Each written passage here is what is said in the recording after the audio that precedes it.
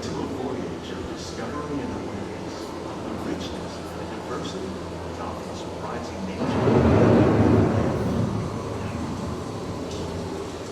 Our journey begins as dramatic and sudden changes are sweeping over the land. The approaching storm may seem violent and destructive to us, but to nature, it's a new beginning of the cycle of life.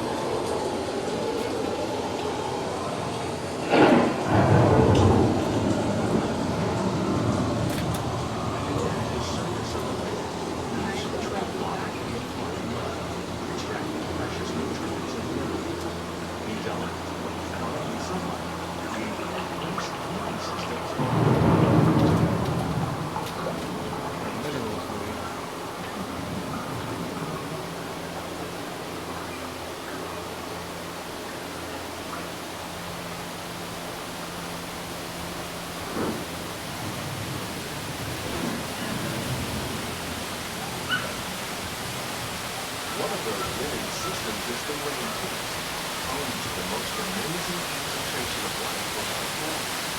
These dense and green forests cover only a tiny portion of the Earth's surface, but they contain more than half of our planet's planet. Rainforests are also extremely rich in productive living, providing us with oxygen, food, medicine, and other elements essential to our lives.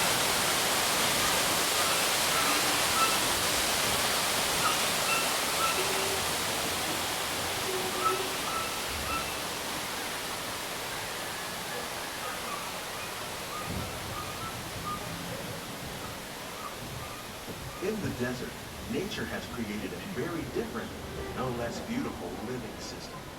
And while this arid landscape may seem lifeless, it is very much alive. The plants and animals that have learned to survive in these harsh conditions make use of what little water they can find and avoid the scorching rays of the relentless sun.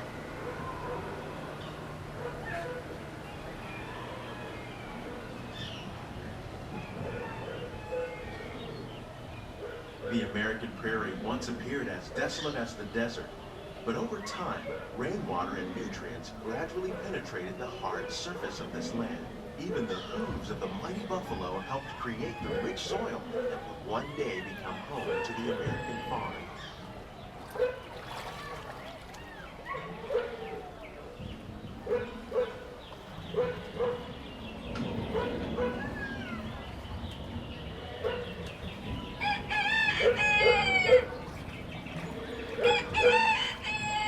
Of all the forces at work on the land, humans have had one of the most profound effects.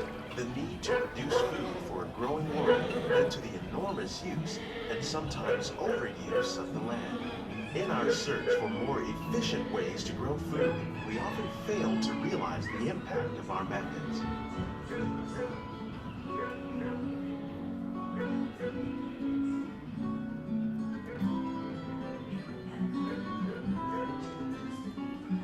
Today, we're learning to live with the land, discovering better ways to grow food that will assure both human and environmental well-being.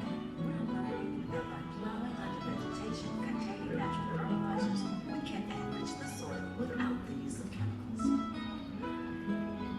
In arid regions, we're learning to produce food on desert seacoasts by developing and planting crops that thrive on salt water. In Japan, we're learning that by mixing leaves and other living materials into our soil, we can make farmland more fertile without the need for chemicals. Here at EPCOT, we're learning to reduce the need for chemical pesticides by breeding and using natural predators, like ladybugs and wasps, to control pests.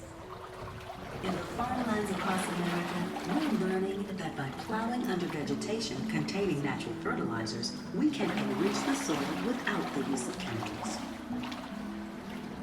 In arid regions, we're learning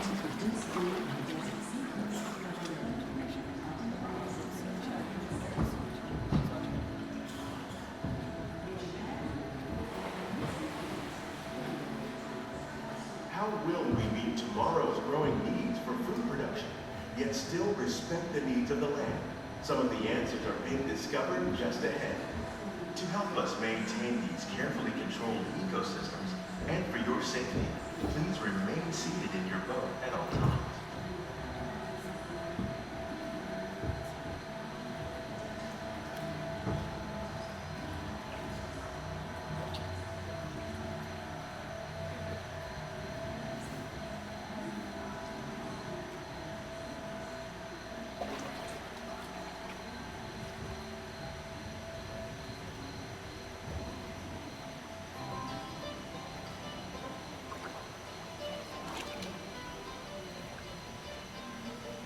Welcome to our Glimmering greenhouses, where scientists from EPCOT and the U.S. Department of Agriculture illuminate the wondrous gifts we receive from the land.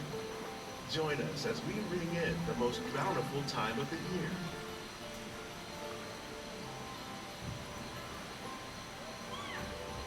For some, it's difficult to imagine the holidays without winter and snow, but one of the most important holiday crops actually grows in the tropics. For centuries, farmers in Central America have cultivated cacao to make chocolate. In fact, cacao is chocolate's main ingredient. Today, people around the world are able to enjoy a variety of sweets and keep warm with a cup of hot cocoa, thanks to this tropical plant.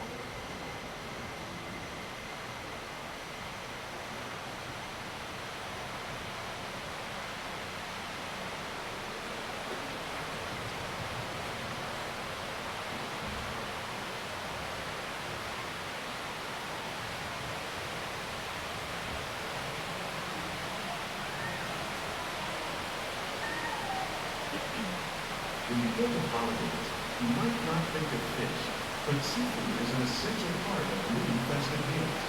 In parts of southern Italy, family and friends gather once a year to celebrate La Regina with a 7-course seafood dinner. Tilapia, bass, and shrimp, like the ones raised here using our sustainable water systems, make up just some of the dishes served during this grand meal. Today, in the United States, the tradition is known as the Feast of the Seven Fishes.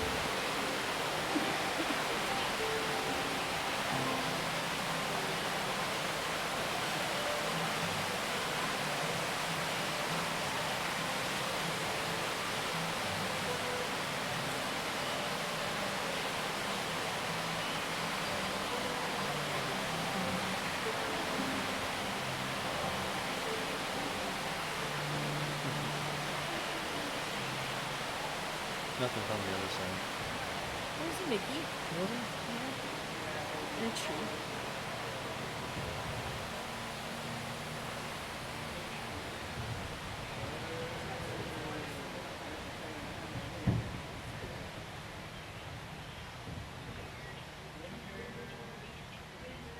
Citrus, like the oranges grown here, are common in Florida, but in northern Europe, where fresh fruit is rare in winter, they're much harder to find, making them an extra special stocking stuffer. During Chinese New Year, these vibrant fruits are given as gifts of good fortune.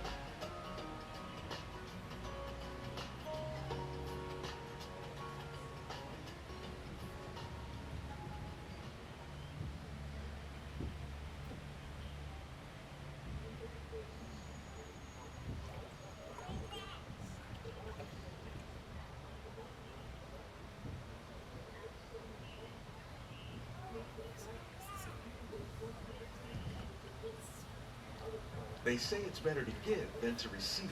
And in this greenhouse, we're celebrating the holidays by giving back to the land using innovative farming techniques.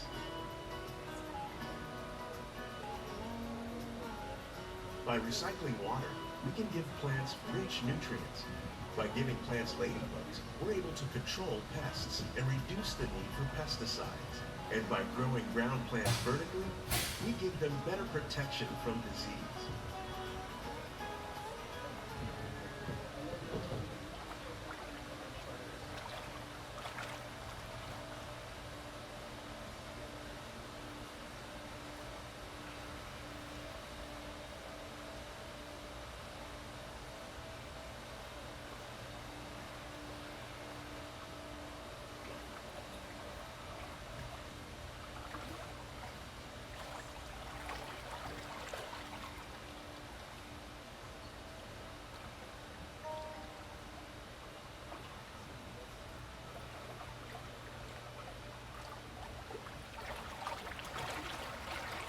With these gifts, our plants can grow an abundance of festive vegetables. This greenhouse alone grows a bountiful 15 tons of produce each year. When we give more, we receive more, making the most of the land's green gifts.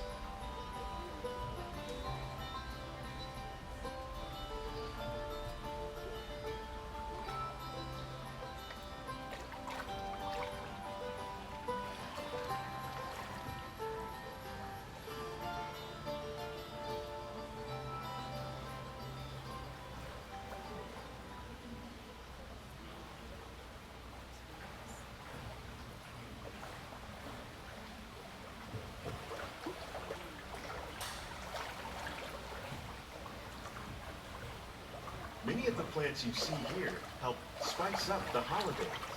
The bark of cinnamon trees, like the one growing beside you, is used to make cinnamon sticks. Do you like eggnog? You can thank nutmeg for its signature taste. Other spices, like ginger and vanilla, add flavor to a variety of holiday cookies, cakes, and other delights. By cultivating these festive plants with care and good cheer, EPCOT scientists are able to celebrate the holidays with the land's many gifts.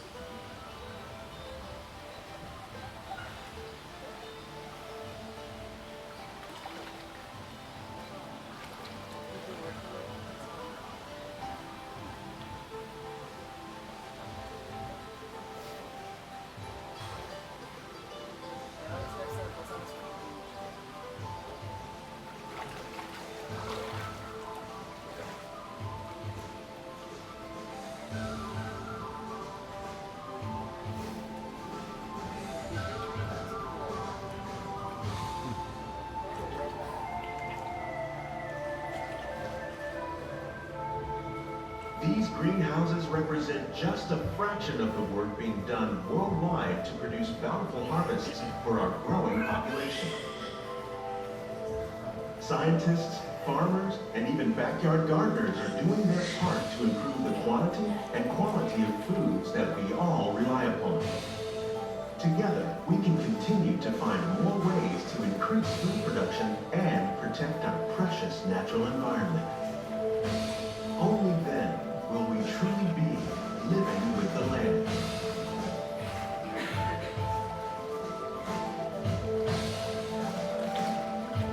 On behalf of Walt Disney World, we hope you've enjoyed this unique journey through our living laboratories. If you'd like a closer look, then check out the behind-the-scenes walking tour. It's a chance for the whole family to get up close and personal with the plants and growing techniques in our laboratory.